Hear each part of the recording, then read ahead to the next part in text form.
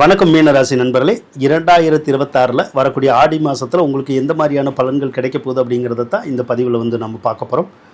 முதல்ல செவ்வாய் பகவானை பார்ப்போம். செவ்வாய் பகவான் 2ஆம் அதிபதியாகி 3வது இடத்துல இருக்கிறது நல்ல யோகம்தான். ஏன்னா தனாதிபதி எப்பயுமே சிறப்பாக இருக்கிற போது தான் நமக்கு பணவரவு நல்லா இருக்கும். அப்போ தனாதிபதி நல்லா இருக்கனால பணவரவு உண்டு. கடன் காட்சிகள் இருந்தாலும் அடையும். வேலை வேணும்னாலும் கிடைக்கும். தொழில் வேணும்னாலும் நமக்கு அமையும். ஒரு சிலருக்கு மட்டும் வீடு மாற்றம், ஊர் மாற்றம் அப்படிங்கிறது ஏற்படும். சிலருக்கு சொத்து மாற்றமும் ஏற்படும். ஒரு சிலருக்கு சொத்து ஒன்று கொடுத்துட்டு இன்னொன்று வாங்கினாலும் வாங்கலாம், இல்லைன்னா ஒரு சொத்தை விற்கணுன்னாலும் நம்மளால் விற்க முடியும். அந்த யோகங்கள் இப்போ இருக்குது.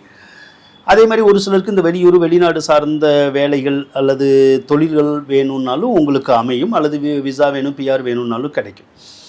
4வது இடத்துல புதன் இருக்கிறது நல்லதுங்க. பூர்வீக சொத்துக்கள் இருக்கிற வில்லங்கங்கள் தீரும். அதே மாதிரி சொத்துக்கள் இருக்க பராமரிப்பு செலவுகள் அப்படி சொல்கிறோம்ல, அந்த பராமரிப்பு செலவுகள் எல்லாம் நமக்கு நீங்கிறது கூடிய ஒரு அம்சம் இருக்குது.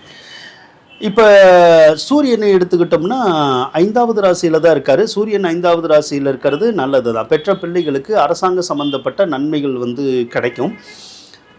அதே நேரத்தில் பிள்ளைகளுக்கு அலைச்சல் திருச்சல் ஏற்படுறது கூடிய ஒரு அமைப்பு இருக்கும். பிள்ளைகளுக்கு நினைச்ச இடத்துல ஒரு இடத்துல இருக்க முடியாது. அங்கிட்டுக்கிட்டுன்னு போயிட்டு வர மாதிரியான சூழ்நிலைகள் வரும். அதே மாதிரி குழந்தை பாக்கியம் இல்லாதவங்களுக்கு குழந்தை பாக்கியத்தை கொடுக்கக்கூடிய ஒரு அம்சம் இருக்குங்க. இப்போ அப்போ நீங்கள் ஆண் குழந்தை வேணுனாலும் பெண் குழந்தை வேணும்னாலும் அந்த ஆசைகள் நிறைவேறக்கூடிய ஒரு நேரமா அப்படின்னு கேட்டால் ஆமாம், நிறைவேறும்.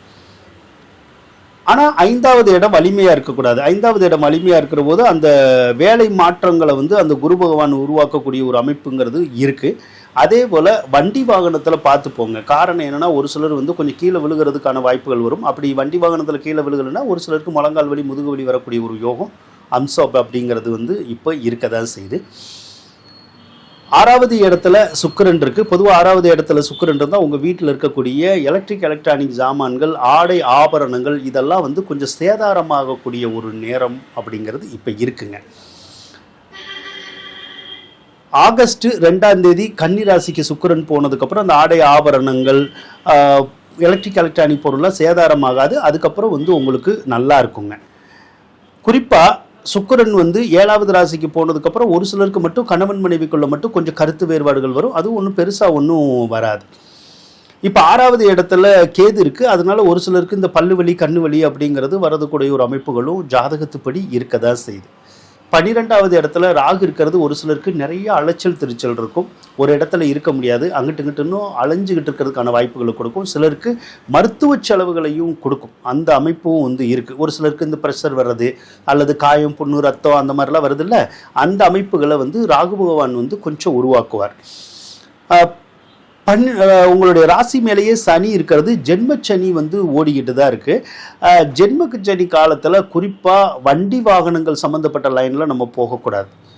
அதாவது வேலைக்கு போகலாம், சொந்தமாக தொழில் செய்யக்கூடாது. அப்படி வண்டி வாகனம் சார்ந்த தொழில் செஞ்சால் அந்த தொழில் சரியாக போக மாட்டேங்குது, ஓட மாட்டேங்குது.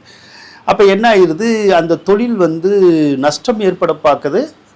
அதோட வண்டி வாகனங்கள் ஏதாவது ஒரு வகையில் நம்ம கடன் கட்ட முடியலை, டியூ கட்ட முடியலை. வண்டி வாகனங்களை அந்த இப்போ இன்சூரன்ஸ் கொடுத்துருக்காங்க இல்லையா, நம்ம ஃபைனான்ஸில் எடுத்திருக்கோம், அந்த ஃபைனான்ஸ் கட்ட முடியலைன்னா வண்டியை எடுத்துகிட்டு போயிடுவாங்க. அந்த மாதிரியான சூழ்நிலைகளை கூட அந்த சனி உருவாக்கும். அதனால சொந்த பயன்பாட்டுக்கு வாகனம் வச்சுக்கலாம். தொழிலுக்காக வாகனம் வச்சு அந்த இதை நம்ம பண்ணுறது மட்டும் கொஞ்சம் கரெக்ட் ஆகாது. அதே மாதிரி ஒரு சிலருக்கு கொஞ்சம் சோம்பேறித்தனம் ஏற்படும். ஒரு விஷயத்தை உடனே செய்ய முடியாமல் நாளைக்கு பார்த்துக்கலாம், நாளான்னைக்கு பார்த்துக்கலாங்கிற மாதிரி வரும். ஒரு சிலருக்கு இந்த தைராய்டு போன்ற நோய் நொடிகள் ஏற்படக்கூடிய ஒரு அம்சத்தை அந்த சனி பகவான் தான் உருவாக்குவாருங்க.